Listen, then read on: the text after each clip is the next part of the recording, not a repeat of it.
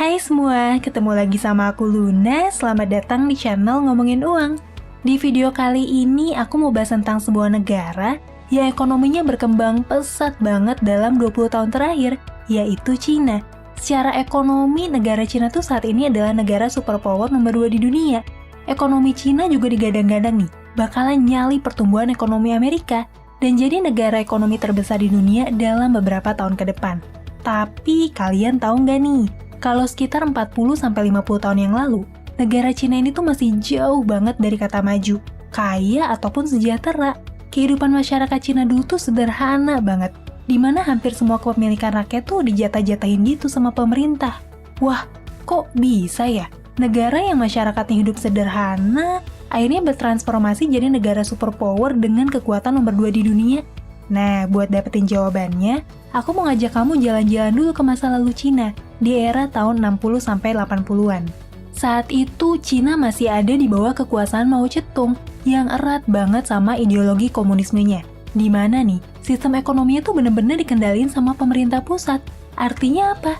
Cina jadi negara yang terisolasi dari perdagangan internasional dan pemerintah tuh jadi distributor tunggal dari semua bentuk kebutuhan manusia.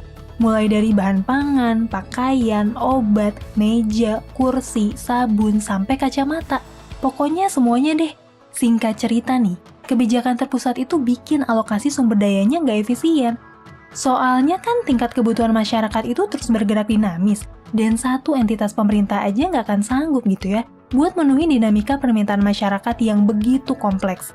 Dampak dari kegagalan distribusi tunggal ini tuh parah banget, di mana Cina pernah ngalamin bencana kelaparan hebat selama 3 tahun, yang ngerenggut korban sampai puluhan juta jiwa.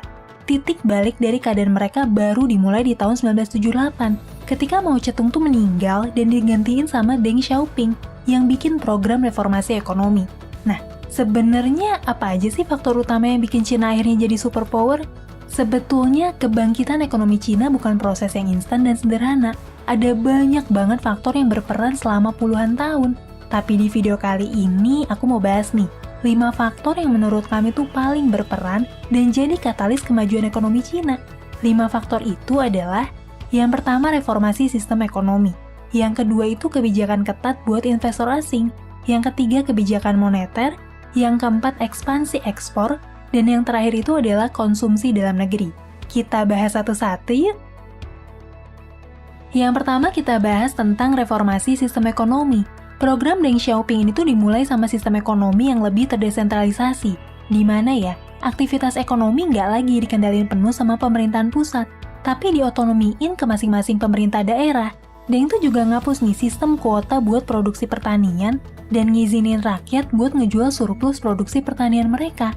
Hasilnya ya, para petani tuh mulai ngedapetin kesejahteraan dari penjualan pertanian dan ekonomi Cina juga mulai nunjukin tanda-tanda kebangkitan. Di sisi lain, pemerintah tuh juga mulai ngizinin pendirian perusahaan swasta dan aktivitas kewirausahaan. Seiring dengan itu, Cina juga mulai buka diri terhadap perdagangan internasional dan ngundang investor asing buat berinvestasi di beberapa wilayah Cina yang disebut sebagai Special Economic Zone atau SEZ.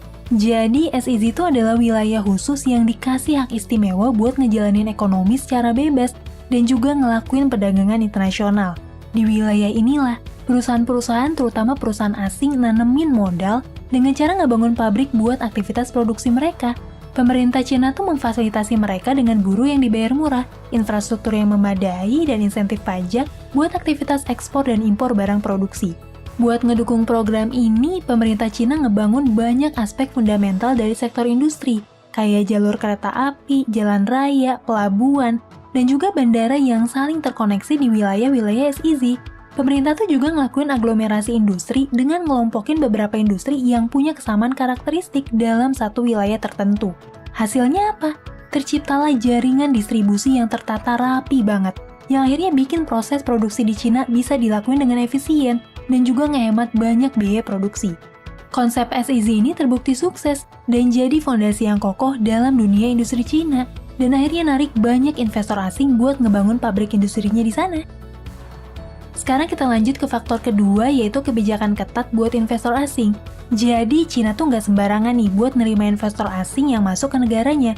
Ada banyak banget kebijakan ketat yang harus dipatuhi sama investor asing tersebut. Salah satunya tuh adalah kewajiban buat nyalurin investasi berupa proyek padat karya yang bersentuhan langsung sama sektor real, kayak pembuatan pabrik dan juga industri produksi. Jadi investor asing tuh nggak boleh tuh cuma nyalurin modal doang buat dipinjem sama pengusaha lokal Cina. Udah gitu tinggal dapat profit dan bunga pinjaman doang. Dengan kebijakan ini, investor asing nggak bisa dengan mudah seenaknya narik aset investasi mereka balik. Karena kan uang yang mereka salurin tuh udah berubah bentuk jadi pabrik dan juga infrastruktur industri yang padat karya. Selain itu, pemerintah Cina juga ngewajibin aktivitas usaha mereka dilaksanain dengan sistem joint venture atau kerjasama dengan perusahaan lokal, di mana perusahaan lokal itu berhak nih buat mimpin proyek, sekaligus dapetin transfer ilmu dan juga teknologi buat dipelajarin. Berkat cara ini, Cina bisa mempelajari dan memproduksi ulang teknologi-teknologi kunci yang sebelumnya tuh dikuasain sama beberapa negara lain, kayak komputer, peralatan elektronik, komunikasi, bahkan teknologi militer. Dari sinilah muncul banyak perusahaan lokal Cina yang mampu memproduksi barang dengan level kualitas yang bisa nyaingin barang-barang dari Eropa, Jepang, dan juga Amerika, tapi bisa diproduksi dan dijual dengan harga yang jauh lebih murah. Sekarang kita bahas faktor selanjutnya, yaitu kebijakan moneter dari Bank Sentral Cina. Seiring dengan peningkatan industri lokal nih, sektor perbankan Cina tuh juga dapetin limpahan likuiditas yang besar banget dari tabungan perusahaan-perusahaan lokal yang makin bertambah. Dengan modal ini, sejak tahun 1995, Cina tuh terus beli obligasi pemerintah Amerika, alias jadi negara pemberi pinjaman utang kepada Amerika. Amerika awalnya tentu seneng dong, karena kan mereka terus dapetin dana segar dengan bunga kecil. Apalagi dengan pembelian obligasi negara ini, pemerintah Cina tuh harus nuker yuan jadi US dollar secara besar-besaran. Akibatnya apa? Nilai yuan terus menurun, sementara nilai US dollar terus menguat. Dengan demikian, Amerika tuh bisa terus-terusan beli produk Cina dengan harga yang miring, karena kan nilai tukar US dollar terhadap yuan terus menguat. Tanpa sadar, justru hal inilah yang jadi bom waktu buat Amerika. Dengan penurunan nilai yuan, produk-produk bikinan Cina tuh jadi makin murah di pasaran internasional. Tercatat sejak tahun 1995, nilai mata uang yuan jatuh mendadak terhadap US dollar dan stabil di angka 8,277 selama kurang lebih 10 tahun. Akibatnya apa? Produk Cina tuh makin nguasain pasaran global, ngalahin produk-produk pesaing dari negara maju yang dulunya tuh jadi investor mereka. Satu persatu, raksasa industri kayak Jerman dan Jepang akhirnya tersusul nih sama penjualan ekspor Cina. Seiring dengan itu, kualitas produk dari barang-barang Cina juga makin bisa bersaing, atau bahkan nyamain level kualitas produk-produk kelas dunia. Tanpa terasa, seluruh dunia jadi bergantung sama Cina. Tanpa terasa, industri ekspor seluruh dunia nggak bisa lagi nyaingin barang-barang Cina yang makin bagus tapi harganya bersahabat. Dan tanpa terasa juga, saat ini utang obligasi pemerintah Amerika terhadap Cina tuh udah lebih dari 1 triliun US dollar. Kita lanjut ke faktor keempat, yaitu ekspansi ekspor. Dengan kebijakan moneter yang bikin produk Cina jadi murah banget di pasar internasional, tentunya Cina manfaatin itu buat bisa maksimalin penjualan ekspor ke luar negeri sebesar-besarnya. Cina yang kini udah punya ekosistem manufaktur yang kokoh banget dan rantai pasokan yang efisien karena bahan baku produksinya tersedia dari pemasok lokal yang harganya murah. Tentu aja, akhirnya Cina sanggup ngelahirin produk-produk dengan kualitas yang bagus, kuantitas banyak, dan juga harga yang ramah di kantong. Hal itu makin didukung sama kebijakan pajak ekspor yang rendah banget. Pemerintah Cina tuh sampai ngapus semua pajak berganda. Bahkan PPN aja tuh dibikin 0% buat semua produk yang bakalan dijual ekspor keluar Cina. Gak cuma kebijakan pajak aja yang ramah terhadap pengusaha. Pemerintah tuh juga ngasih subsidi gitu ya kepada kawasan industri. Misalnya nih, khusus buat kawasan industri, semua tagihan air dan listrik itu disubsidi 30% sama pemerintah. Hal itu tentu bikin para pengusaha semakin produktif dan berani gitu buat jual produk dengan harga yang lebih murah di pasar internasional.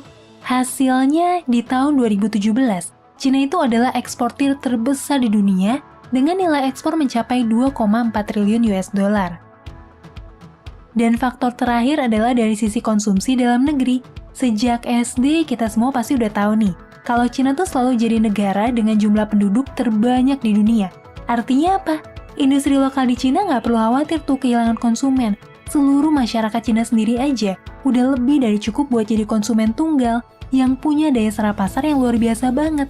Dengan begitu, banyak industri lokal di Cina yang nggak perlu bingung buat nyari pembeli. Soalnya di negara sendiri aja, barang konsumsi apapun bakal dengan mudah terserah pasar. Apalagi nih, daya beli masyarakat Cina tuh makin meningkat seiring dengan pertumbuhan ekonomi selama bertahun-tahun. Berdasarkan survei dari CIA Factbook di tahun 2017, jumlah orang yang berada di garis kemiskinan tuh cuma 3,1% dari jumlah penduduk dan terus berkurang sampai sekarang.